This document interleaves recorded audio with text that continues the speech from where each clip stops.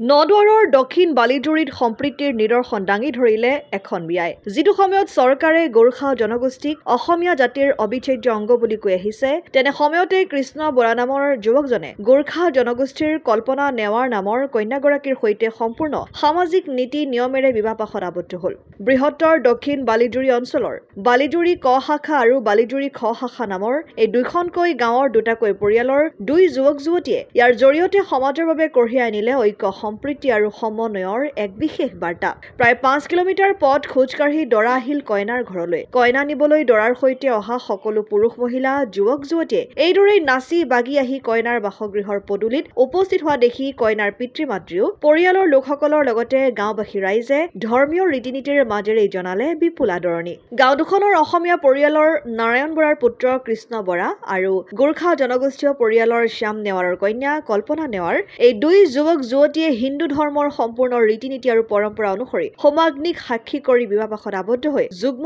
জীৱনৰ পাতনি মেলা বিষয়টো সাম্প্ৰতিক সময়ত চৰ্চাৰ কেন্দ্ৰবিন্দু হৈ পৰিছে ৰভাতলিত সকলো ৰাইজে মিলি দৰা আৰু কইনা দুয়োকে আশীৰ্বাদ প্ৰদান কৰা পৰিলক্ষিত হ'ল বিয়া ঘৰত ধৰক এতিয়া আমিতো ইয়াত যুগ যুগ ধৰি বসবাস কৰি আহিছোঁ অসমীয়া আৰু গোৰ্খা সম্প্ৰদায় বুলি ক'বলৈ আমাৰ ইয়াত প্ৰায় নাই বুলিয়ে ক'ব পাৰি আমি সমিলমিলভাৱে সকলো ক্ষেত্ৰতে একেলগেই থাকোঁ নামঘৰ হওক মন্দিৰ হওক যিকোনো মাংগলিক কাৰ্যতে আমি একেলগে থাকোঁ গতিকে ইয়াত আমি গোৰ্খা আৰু কোন অসমীয়া কোন গোৰ্খা আমি সকলোৱেই অসমীয়া গতিকে ইয়াত গোৰ্খা আৰু অসমীয়া বুলি কিবা প্ৰভেদ আছে বুলি মইতো নাভাবোঁ দেখাই নাই গোটেই জীৱনটো মই সৰুৰ পৰা ইয়াতে জন্ম হৈ পেলাই এই বয়সটো হ'ল এই বয়সলৈকে আমি অসমীয়া আৰু গোৰ্খাৰ মাজত কিবা এটা যে পাৰ্থক্য আছে এইটো আমি দেখা নাই আমি একেলগে থাকোঁ একেলগে বহি সকলো কাৰ্যতে আমি একেলগেই থাকোঁ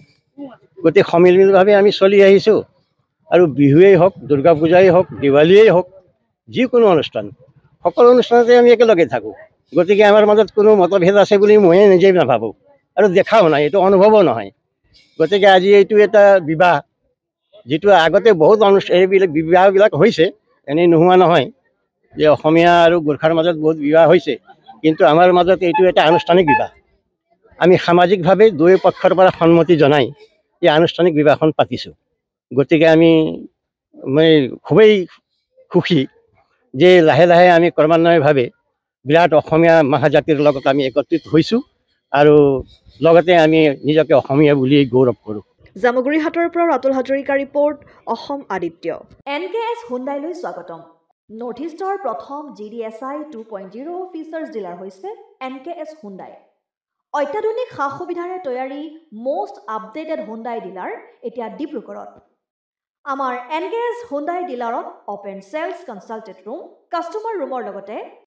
পুৰণি গাড়ীৰ এক্সচেঞ্জ ফেচিলিটিও ৰখা হৈছে ইয়াত সেলছৰ লগতে সাৰ্ভিস সেক্টৰৰ সুন্দৰ সুবিধা আছে প্ৰয়োজনীয় সকলো এডভান্স টুলছ হুইল বেলেন্সিং এলাইনমেন্টৰ অত্যাধুনিক machine post hydraulic lift fully trained man পাৱাৰৰ লগতে nitrogen gas filling facility fully automatic car washer ফেচিলিটিও আছে লগতে NKS হুণ্ডাই ডিলাৰে কাস্টমাৰ সকলৰ সুবিধাৰ্থে মোবাইল সাৰ্ভিস ভেনৰো ব্যৱস্থা ৰাখিছে য'ত হাইড্ৰলিক লিফ্ট ৱাছিং facility wheel balancing tyre pressure check কৰাৰ লগতে বহুখিনি সুবিধাই উপলব্ধ আছে NKS হুণ্ডাইলৈ আহক আৰু সুবিধাসমূহ গ্ৰহণ কৰক